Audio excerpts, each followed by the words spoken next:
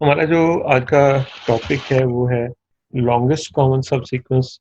Longest common सब sequence भी इसी तरह से प्रॉब्लम क्या आती है कि हमारे पास अगर बिलफर्स दो डॉक्यूमेंट्स हैं या दो डीएनए के सीक्वेंसेस हैं, तो हम चेक करना चाह रहे हैं कि दो स्पीशीज के डीएनए हमारे पास हैं, तो उनमें कॉमन सीक्वेंस क्या है, वो किस तरह से एक दूसरे से रिलेट करते हैं डिफरेंट ऑर्गेनिजम्स, तो उनको हम चेक करने के लिए ये कॉमन सब सीक्वेंस उसमें से फाइंड आउट कर सकते हैं। सीक्वेंस जो हमारे पास है स्ट्रिंग करेक्टर सीक्वेंस हो सकता है, डीएनए सीक्वेंस हो सकता है।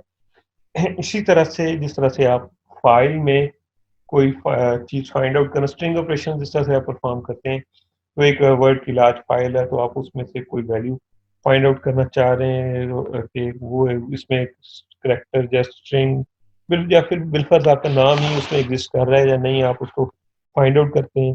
तो इसी तरह से अगर एक सीक्वेंस दिया गया है, तो उसका सब सीक्वेंस से मुराद है, बिलफर्ज ये हमारे पास एक सीक्वेंस है एक्स, तो सब सीक्वेंस से मुराद है कि इसका सब पोर्शन और जो इसमें एग्जिस्ट कर रहा और उसमें करेक्टर्स के इंडेक्सेस जो हैं हमेशा इंक्रीजिंग ऑर्डर में हो, तो हम कहते हैं कि वो उसका सब सीक्वेंस है। जिस तरह से इसमें बी सी सॉरी, और उसके बाद डी और बी जो है वो उसका इसमें एग्जिस्ट कर रहा है, तो एक्स का सब सीक्वेंस हम कह सकते हैं कि जी है, क्योंकि ये जो करेक्टर्स हैं इसमें एग्जिस्ट कर रहे हैं और इंक्रीजिंग ऑर्डर में एग्जिस्ट कर रहे हैं। तो ये अगर एक स्ट्रिंग से फाइंड आउट करना, एक स्ट्रिंग से या एक सीक्वेंस से फाइंड आउट करें, तो हम उसको कहते हैं सब सीक्वेंस। और अगर दो सीक्वेंसेस हैं, बिलफाज एक एक्स है एक वाई है, तो एक कोई एक सीक्वेंस सब सीक्वेंस जो दोनों में कॉमन है, इस तरह जी अगर दोनों में एग्जिस्ट कर रहा है, तो हम उसको कहेंगे कि ये कॉमन सब सीक्वेंस है एक्स और वाई का। और इसी तरह से लॉन्गेस्ट कॉमन सब सीक्वेंस क्या है कि ऐसा सब सीक्वेंस जिसकी लेंथ हमारे पास लॉन्गेस्ट हो, उससे लार्जेस्ट लेंथ एग्जिस्ट ना करे सब सीक्वेंस की, तो हम उसको कहेंगे लॉन्गेस्ट कॉमन सब सीक्वेंस। तो आज का जो हमारा टॉपिक है वो है कि अगर हमारे पास दो सीक्वेंसेस दिए गए हैं, तो उनको हम उनमें से कैसे उसका लॉन्गेस्ट कॉमन सब सीक्वेंस जो है फाइंड आउट कर सकते हैं। तो स्टार्ट करते हैं इसको।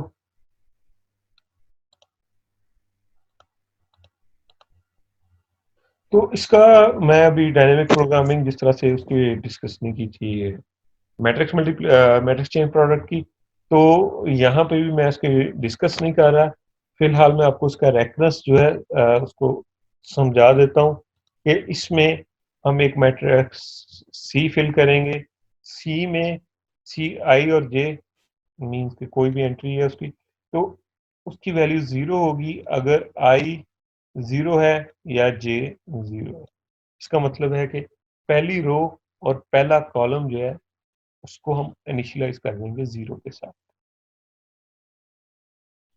उसके बाद चेक करेंगे कि आई और जे की वैल्यू अगर ग्रेटर देन जीरो है, क्योंकि जीरो पे तो हमने जीरो स्टोर कर दिया है। तो अगर दो सीक्वेंसेस के उस प्लेस पे करेक्टर सेम है, तो हम क्या करेंगे, उसमें जो उसके प्रीवियस डायगोनल की वैल्यू है, प्रीवियस डायगोनल की अगर करंट डायगोनल वैल्यू आई और जे है, तो बिल फर्स्ट यहाँ पे मैं एक सेल क्रिएट कर देता हूँ,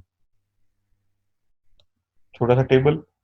तो अगर हमने इसकी वैल्यू फिल आउट करनी है सेल की, तो अगर ये सीक्वेंस सेम है, तो इसका इंडेक्स बिल फर्स्ट 1,1 है,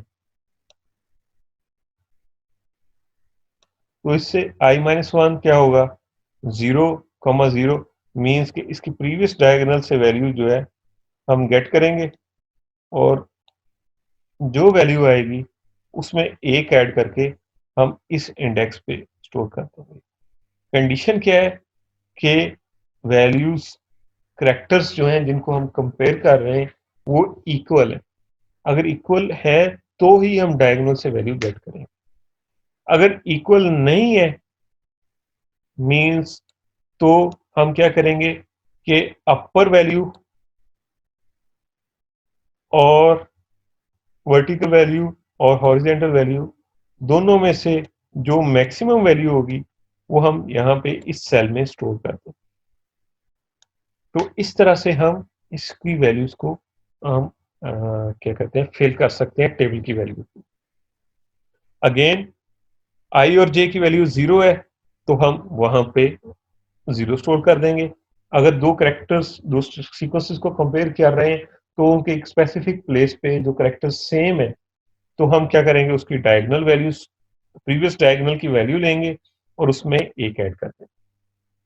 अगर दोनों सेम नहीं है तो हम जो अपर वैल्यू और लेफ्ट वैल्यू या वर्टिकल वैल्यू और हॉरिजेंटल वैल्यू में से जो मैक्सिमम वैल्यू होगी उसको हम स्टोर कर देंगे। किस तरह से पता चला? आई करंट वैल्यू जिस तरह यहाँ पे 1 है, जे माइनस वन 0, तो प्रीवियस वैल्यू हमारे पास दूसरा ये हॉरिजेंटल को रिप्रेजेंट कर रहा है, सॉरी वर्टिकल को, और ये हॉरिजेंटल को। आई माइनस वन, आई की वैल्यू 0 आ जाएगी, 0 इंडेक्स ये आ जाएगा, और जे की वैल्यू हमारे पास आ जाएगी जो करंट वैल्यू है। तो ये वाली वैल्यू हम इसको या इसको इन दोनों में से जो मैक्सिमम वैल्यू होगी वो जो है हम इस सेल पे स्टोर कर, और साथ साथ हम इसमें स्टोर करते जाएंगे कि ये रिजल्ट जो है हमने डायगोनल वैल्यू से लिए है, अपर वैल्यू से लिए है, या फिर वर्टिकल हॉरिजॉन्टल वैल्यू से लिए। तो नॉर्मली बुक में जो है उसमें एरो किस फॉर्म में शो किया गया है। मैंने यहाँ पे एल्गोरिदम में बी फॉर वर्टिकल यूज किया है, एच फॉर हॉरिजॉन्टल और डी फॉर डायगोनल। वो इसलिए क्योंकि प्रोग्रामिंग में जब आप प्रोग्राम इसका बनाना चाहेंगे तो कोड करना चाहेंगे तो कोड में आपको प्रॉब्लम आएगी कि आप इसका कोड किस तरह से लिख सकते हैं। तो इसका पहले एल्गोरिदम डिस्कस कर लेते हैं, फिर इसमें हम इसके रिजल्ट के तौर पे इसकी वैल्यूज को स्टोर करते हैं और एग्जांपल को देखेंगे। तो सबसे पहले हमारे पास यहाँ पे एल्गोरिदम का नाम LCS लेंथ, और इसमें दो पैरामीटर्स हैं एक्स और वाई, दो स्ट्रिंग्स जिनको या दो सीक्वेंसेस जिनको कंपेयर करना है और उनका longest common subsequence find out करना है। एक्स की लेंथ को हमने एम में स्टोर कर दिया है, वाई की लेंथ को एन में स्टोर कर दिया है, और दो मैट्रिसेस बनाए बी और सी। बी में हम स्टोर करेंगे कि वैल्यू जो है हम कहाँ से ले रहे हैं, या डायगोनल की वैल्यू है से वैल्यू गेट कर रहे हैं उसमें सेल में, या अपर वैल्यू, या लेफ्ट साइड वाली वैल्यू, या हॉरिजॉन्टल वैल्यू। तो उस वो बी मैट्रिक्स में जाएगी, सी में कंप्यूट करेंगे, और सी का साइज 0 से m और 0 से n, क्योंकि इसमें हमने इसकी पहली वैल्यू पहली रो और पहले कॉलम को 0 से इनिशियलाइज करना है।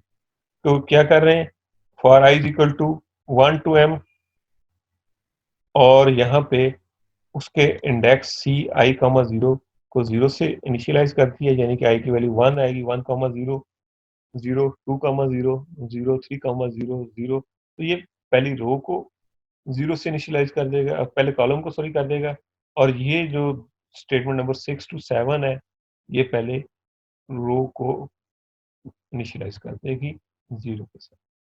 रो सेम रही, जे की वैल्यू चेंज हो रही है, कॉलम की वैल्यू चेंज हो रही है, इसका मतलब पहली रो को 0 से इनिशियलाइज कर दी। तो जो रेकरेंस अभी हम देख रहे थे उसके लिहाज से ये उसको इनिशियलाइज कर दी।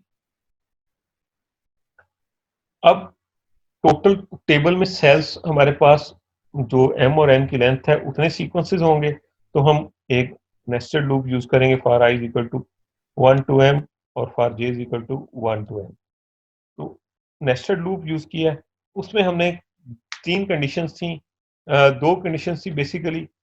तो पहली कंडीशन थी कि अगर एक्स और वाई के इंडेक्सेस पे करेक्टर सेम है तो हमने क्या किया था कि previous column diagonal value gate की थी, उसमें एक ऐड किया था, और बी में हम डायगोनल उस इंडेक्स पे डी स्टोर कर रहे हैं, ये रिजल्ट के तौर पे डायगोनल वह हमने जो है रिजल्ट डायगोनल से लिया।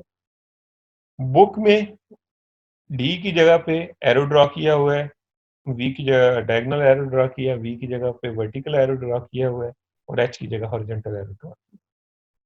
उसके बाद दूसरा पोर्शन था कि हमने चेक करना था कि अपर वैल्यू या वर्टिकल वैल्यू और डायगोनल हॉरिजॉन्टल वैल्यू में से कौन सी वैल्यू हमारे पास अ, बड़ी है। तो जो बड़ी वैल्यू थी हमने उसको स्टोर करना था, तो दोनों वर्टिकल वैल्यू और हॉरिजॉन्टल वैल्यू दोनों को कंपेयर किया है। दोनों में से जो बड़ी वैल्यू है, अगर ये i-1 है तो उसका मतलब हॉरिजॉन्टल वैल्यू, तो horizontal value sorry vertical value और प्रीवियस रो में चले गए, तो हम उसको करंट इंडेक्स पे स्टोर कर देंगे और साथ वी स्टोर कर देंगे। अदरवाइज ये फॉल्स हुआ तो उसका मतलब है कि हॉरिजॉन्टल वैल्यू बड़ी है, तो हॉरिजॉन्टल वैल्यू को हम यहाँ पे स्टोर कर देंगे और साथ सी और बी की वैल्यू को रिटर्न कर। तो ये है इसका एल्गोरिदम। यहाँ पे मैं एक छोटा सी दोबारा इसको एक्सप्लेन करता हूँ। जस्ट 1 मिनट, मैं इसमें कॉपी पेस्ट कर दूँ एक चीज।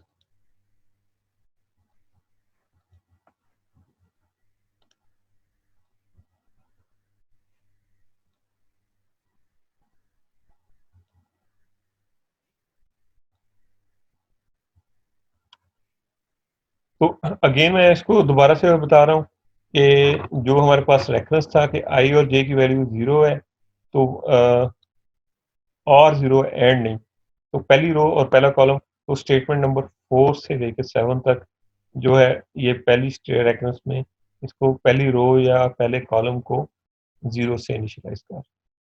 उसके बाद हम क्या कर रहे हैं कि अगर वो value x i equal to y j है, तो x i equal to y j, तो हम यहाँ पे एक्स आई और वाई जे के लिहाज से, तो उसमें एक प्रीवियस डायगोनल में वैल्यू एक डिक्रीमेंट करके, और उसमें एक जो प्रीवियस डायगोनल है उसमें एक वैल्यू इंक्रीमेंट करके उसमें सेल में स्टोर कर देंगे, और वैल्यू कहाँ से ली है, वो डायगोनल्स वैल्यू ली है, तो हम यहाँ पे उसको डी से स्टोर कर देंगे।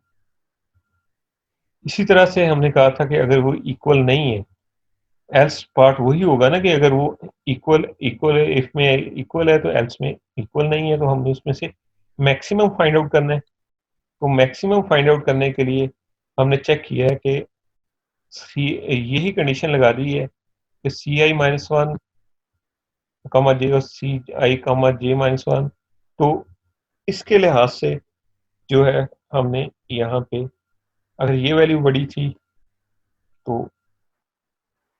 हम यहाँ पे v स्टोर कर रहे हैं, वर्टिकल वैल्यू को स्टोर करेंगे, अदरवाइज हॉरिजॉन्टल वैल्यू को स्टोर करेंगे। तो इस तरह से हम इसको अडॉप्ट कर सकते हैं एल्गोरिदम को। बाद औक़ात इस तरह से भी क्वेश्चन आ सकता है कि आपको ये रेफरेंस दिया गया हो और इससे आपने एल्गोरिदम ड्रॉ करना है। हसन, आपका क्वेश्चन।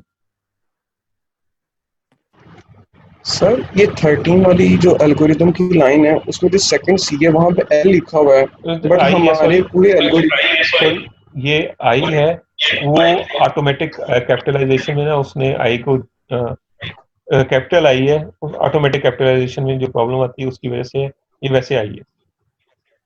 Okay sir. और कोई क्वेश्चन एल्गोरिदम में, और कोई प्रॉब्लम? इसके बाद हम इसी रेफरेंस को यूज करते हुए एक एग्जांपल को करते हैं।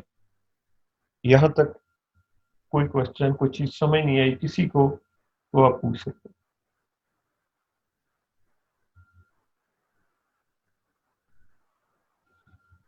चलिए नेक्स्ट कंटिन्यू करते हैं।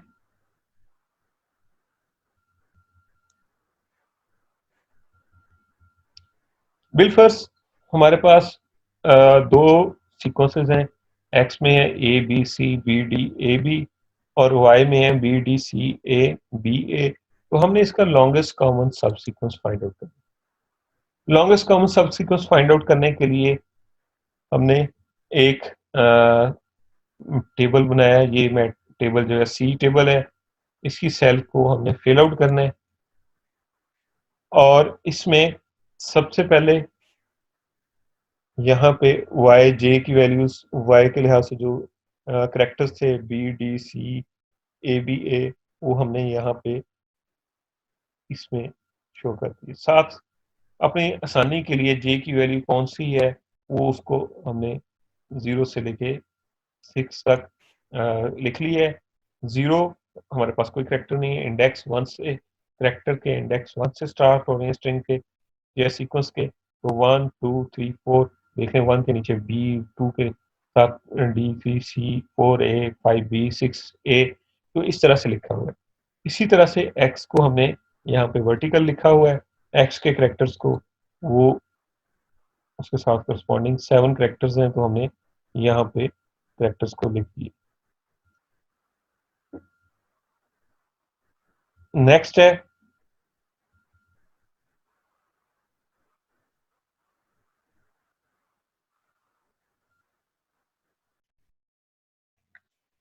तो इसमें सबसे पहले हम करते हैं कि i इज इक्वल टू 0 किया था एल्गोरिथम में, या j इज इक्वल टू आई 0 किया था, तो हमारे पास था कि c i की वैल्यू 0 थी, तो i कॉमा j था 0 कॉमा j, तो हम इसको पहली रो को हम 0 से इनिशियलाइज कर, इसी तरह से पहले कॉलम को हम 0 से इनिशियलाइज कर रहे हैं। तो ये है हमारे पास कि पहली रो और पहले कॉलम को हम किस तरह से इनिशियलाइज कर सकते हैं इसके लिहाज से। अब इस सेल को फिल आउट करते हैं। सेल को फिल आउट करने के लिए सबसे पहले पहली रो को फिल आउट करते हैं, उसके बाद अगली रो को फिल आउट करेंगे। तो पहली रो को फिल आउट करना है, तो हम देखते हैं कि पहला इंडेक्स आई और जे, आई की वैल्यू 1, जे की वैल्यू 1, तो ये सेल हमने फिल आउट करना है। अब इसमें हमने चेक करना था कि इसकी वैल्यू क्या सेम है करेक्टर्स, यानी कि जो इस प्लेस पे करेक्टर ए है और वाई का करेक्टर बी है वो सेम है, सेम नहीं है। इसका मतलब है कि ये कंडीशन जो है हमारे पास फॉल्स है। तो अब हमें इन दोनों में से जो मैक्सिमम वैल्यू थी वो फाइंड आउट करनी थी। तो मैक्सिमम वैल्यू फाइंड आउट करने के लिए ये हमारे पास इक्वेशन थी। तो आई की वैल्यू 1 है, जे की वैल्यू 1 है, तो हमने इफ में greater than equal to use किया था, एल्स में तो जो पहले लिखा होगा उसके लिहाज से अगर वर्टिकल की वैल्यू पहले यूज की है तो वर्टिकल सेल आ जाएगा, अगर हॉरिजेंटल यूज की है तो हॉरिजेंटल सेल। तो सी आई कॉमा जे माइनस 1, आई की वैल्यू 1, जे माइनस 1 0, तो 1 कॉमा 0 सेल हमारे पास ये वाला, और दूसरा आई माइनस 1 0 कॉमा 1 ये वाला सेल है। तो इन दोनों में से मैक्सिमम, अब पहले वैल्यू ये लिखी हुई है, तो हमने यहाँ से वैल्यू मीन्स के 0 जो वैल्यू हमारे पास गेट कर रहे हैं वो हम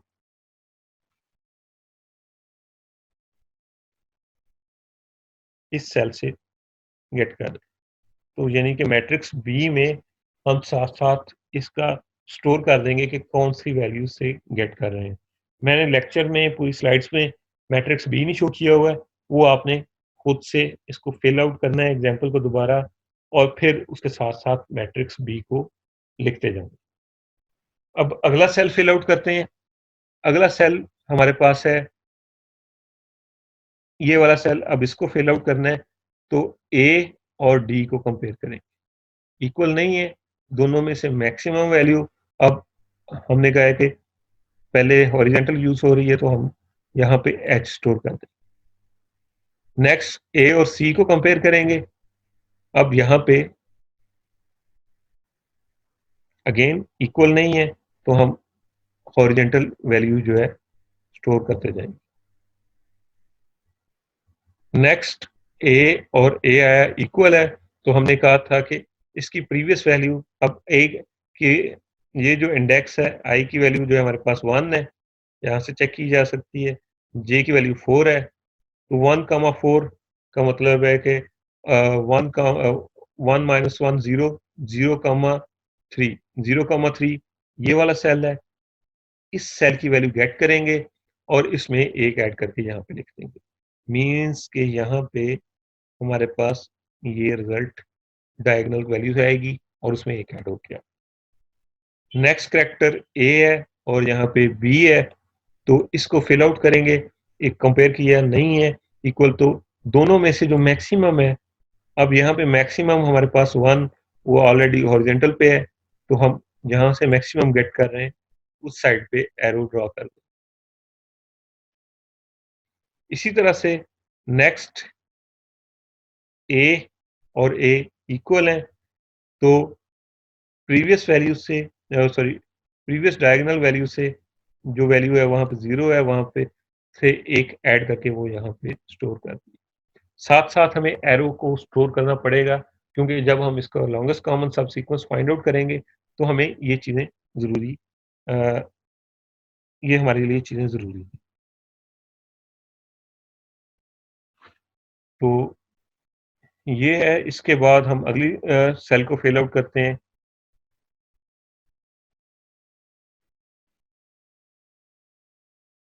अगली रो को फिल आउट करते हैं, तो हमारे पास अब बी है और बी है, तो बी और बी इक्वल है, तो हमने कहा था इक्वल हो तो प्रीवियस डायगोनल वैल्यू में से एक ऐड करके हम यहाँ पे लिख सकते हैं। इसी तरह से हमारे पास अगली वैल्यू बी और डी है, वो इक्वल नहीं है, तो जो मैक्सिमम वैल्यू थी हमारे पास, वो इन दोनों में से जो जो मैक्सिमम है वो हम यहाँ पे फिल आउट कर। अब नेक्स्ट बी और सी है, वो अगेन इक्वल नहीं है, तो मैक्सिमम वैल्यू इसके दोनों नेबर्स में से, अपर और लेफ्ट नेबर में से जो मैक्सिमम वैल्यू है वो यहाँ पे हम स्टोर करें। इसी तरह बी और ए इक्वल नहीं है, तो अब यहाँ पे हम पहले left vertical value check, horizontal value check करें, तो वहाँ पे हॉरिजॉन्टल एरो ड्रॉ करें। अगर पहले ये इक्वेशन थोड़ी सी रिवर्स होती, यानी कि ये पहले लिखा होता और ये दूसरी इक्वेशन बाद में लिखी होती सेल्फ, तो उसको फिर हम हॉरिजॉन्टल वर्टिकल मूव करते। अब नेक्स्ट कैरेक्टर है बी और बी सेम है, तो प्रीवियस डायगोनल वैल्यू हमारे पास 1 है, तो 1 कॉमा इन दोनों में प्रीवियस डायगोनल वैल्यू में से एक ऐड करके हम यहाँ पे लिख सकते हैं। इसी तरह से अगली वैल्यू बी और ए है और इक्वल नहीं है, तो इन दोनों में से जो मैक्सिमम वैल्यू है वर्टिकल और हॉरिजॉन्टल वैल्यू में से, वो हम यहाँ पे स्टोर कर। यहाँ तक कोई क्वेश्चन, कोई चीज समझ नहीं आई किसी को, तो आप पूछ सकते हो।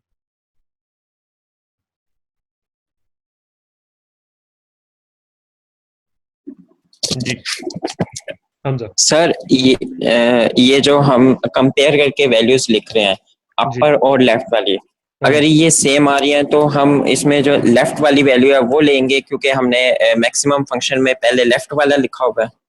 हाँ जी, मैं अभी आपको एल्गोरिथम दिखा देता हूँ, जस्ट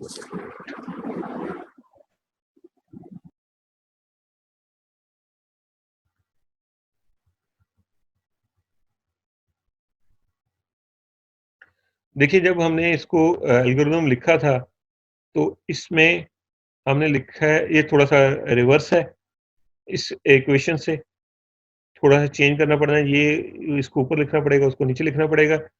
रेफरेंस में और है और इसमें और है। मैंने ये बुक को, रेफरेंस को बुक को फॉलो किया, इसमें भी फॉलो किया। थोड़ा सा ये इसमें ना प्रॉब्लम है, लेकिन यहाँ पे हम greater than equal to use कर रहे हैं, यानी कि अब इक्वल टू भी वैल्यू इक्वल भी आ गई, तो हमारी पहली कंडीशन जो है वो ट्रू होगी, ना कि एल्स कंडीशन ट्रू होगी।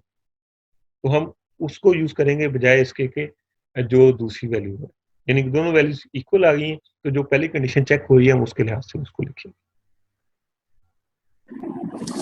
Okay, thank you sir.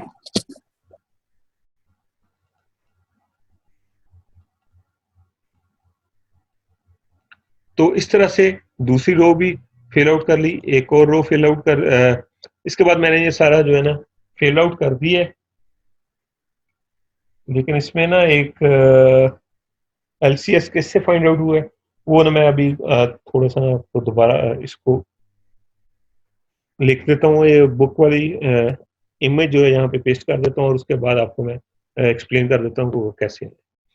तो फिलहाल यहाँ पे कैलकुलेट कैसे कर रहे हैं, मैं लास्ट रो के लास्ट 2 एलिमेंट्स को फिल आउट कर देता हूँ ताकि आपको अगेन समझ लग जाए।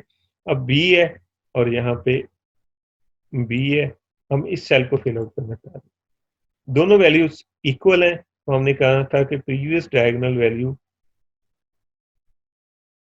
को गेट करेंगे और उसमें एक ऐड कर देंगे, 3 + 1 4 कर।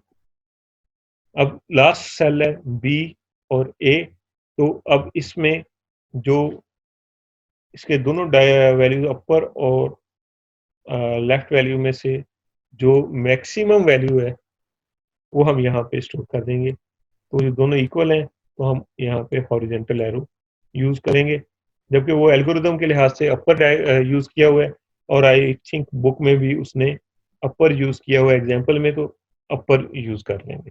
मैं रेफरेंस के लिहाज से फिल कर रहा था, बुक में एल्गोरिदम के लिहाज से किया हुआ तो उसने अपर एरो को यूज किया हुआ। अभी मैं इसको ना आपको दोबारा इसको लॉन्गेस्ट कॉमन सब सीक्वेंस कैसे आता है अभी मैं आपको इसको बता देता हूँ, मुझे जस्ट 1 मिनट दीजिएगा।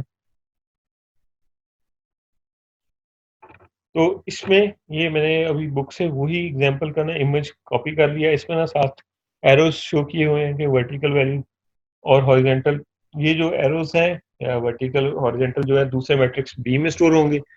तो इसका रिजल्ट हमारे पास क्या आएगा कि longest common subsequence find out करना है, तो हम इसके एरोज को लास्ट से फॉलो करना स्टार्ट करेंगे। लास्ट सेल जो है 7 6 यानी कि यहां से स्टार्ट किया और स्टार्ट करते हुए अगर हम डायगोनल कब फॉलो कर रहे थे, जब दोनों करेक्टर्स सेम थे। जिस तरह यहाँ से चेक कर सकते हैं बी और बी सेम था, तो हमने वैल्यू कहाँ से गेट की थी, हमने डायगोनल वैल्यू गेट की थी। या यहाँ से चेक कर सकते हैं सी और यहाँ पे इस सेल के लिए सी सेम था, तो हमने डायगोनल वैल्यू गेट की। यहाँ से स्टार्ट करेंगे, जो एरो अपर कह रहा है अपर मूव करेंगे, लेफ्ट कह रहा है लेफ्ट मूव करेंगे। अगर डायगोनल वैल्यू कह रहा है, जिस तरह यहाँ से डायगोनल वैल्यू कह रहा है, तो जब डायगोनल वैल्यू कह रहा है तो हमने उस पे जो करेक्टर है वो हमने प्रिंट आउट कर दो। यानी कि अब यहाँ से हम इस साइड पे मूव कर रहे थे तो डायगोनल वैल्यू मूव कर रहे हैं, तो यहाँ पे जो करेक्टर आ रहा था वो हमने वो राइट डाउन कर लेना, यानी कि ए आ रहा था तो हमने ए लिख दिया। अब यहाँ से अपर मूव कर रहे हैं तो इसलिए कोई करेक्टर नहीं प्रिंट आउट करेंगे। यहाँ से इस साइड पे मूव कर रहे हैं डायगोनल, तो यहाँ पे जो करेक्टर है हमारे पास वो देख सकते हैं सेम है, तो हम यहाँ पे बी लिख दिए। इसी तरह से यहाँ से हॉरिजेंटल मूव करेंगे, हॉरिजेंटल मूव करके फिर वर्टिकल डायगोनली मूव किया है, तो यहाँ पे करेक्टर जो है जो मैच कर रहा है वो सी है। लास्ट करेक्टर हमारे पास यहाँ से डायगोनली हॉरिजेंटल मूव किया है, फिर डायगोनल मूव किया है, तो जो करेक्टर मैच कर रहा है हमारे पास बी है, तो हमने यहाँ पे बी स्टोर कर। मीन्स लास्ट से स्टार्ट करेंगे, डायगोनल मूव करना है, वर्टिकल या हॉरिजेंटल मूव करना है, वो मूव करते जाएंगे, लेकिन साथ अगर सिर्फ डायगोनल मूव किया तो जो करेक्टर वहां पे था वो हम उसको प्रिंट आउट करते जाए। तो इस तरह से हम उसका longest common subsequence find out कर सकते हैं, जो कि इस हमारे पास दो स्ट्रिंग्स थी एक्स और वाई, तो ये इसका लॉन्गेस्ट कॉमन सब सीक्वेंस है। यानी कि सब सीक्वेंस तो है दोनों का, और दोनों में कॉमन है, इसलिए इसको कॉमन सब सीक्वेंस और लॉन्गेस्ट है। इससे बड़ा कॉमन सब सीक्वेंस हमारे पास एग्जिस्ट नहीं करेगा। तो ये हमारे पास प्रॉब्लम थी, लॉन्गेस्ट कॉमन सब सीक्वेंस कैसे फाइंड आउट किया जा सकता है। हसन। सर इसकी थोड़ी समझ नहीं आई कि कैसे डायगोनल से हम लोगों ने ए को सिलेक्ट किया, बी को सिलेक्ट किया, जरा इसको थोड़ा सा एलैबोरेट कर दें। पहले मैं एल्गोरिदम बता देता हूँ और उसके बाद मैं इसको बता। Okay sir.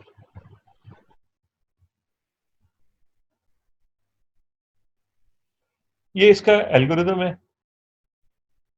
हम स्टार्ट करेंगे, स्टार्ट किया था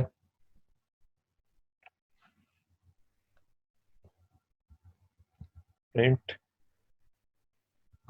LCS, बी में हम स्टोर कर रहे थे कि डायरेक्शन कौन सी यूज कर रहे हैं, एक्स सीक्वेंस है 1, लास्ट सेल था 6,7 था या 7,6 था, वो देख लेते हैं अभी 7,6, और इसको मूव करते जाना है जब तक कि हम आखिर तक नहीं जाते। तो इसमें क्या था कि अगर यहाँ पे V की जगह ना D है, एक मिनट में इसको ठीक कर लेता हूँ अभी।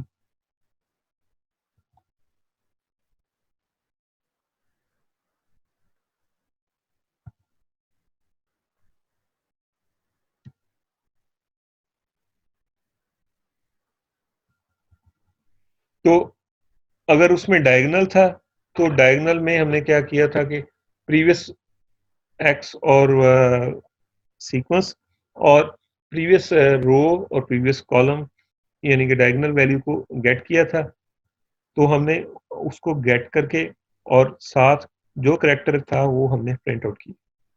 अगर हॉरिजेंटल था तो हमने सिर्फ हॉरिजेंटल पे मूव करना है डायरेक्शन में, और अदरवाइज हम वर्टिकल डायरेक्शन में मूव करेंगे और उसके लिहाज से हम इसको फिल आउट करेंगे। ये भी यहाँ पे भी उसने गलत लिखा हुआ है, यहाँ पे I-1 है तो हाँ जी, प्रीवियस वैल्यू हॉरिजेंटल आएगी और अदरवाइज वर्टिकल पे हम मूव करें। तो इस तरह से हम एल्गोरिदम में मूव कर रहे हैं, यानी कि सिर्फ इंडेक्स चेंज कर रहे हैं। I-1 अगर हॉरिजेंटल पे मूव करना है और J-1 अगर वर्टिकल पे मूव करना है। एग्जाम्पल पे मैं आता हूँ।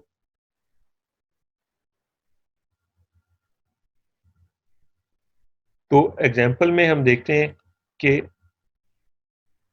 यहाँ से 7,6 से स्टार्ट किया है, हॉरिजेंटल पे मूव करते जा रहे हैं, यानी कि इस एरो को फॉलो किया। अब इस सेल में जाके हम देखेंगे कि एरो की डायरेक्शन कौन सी है।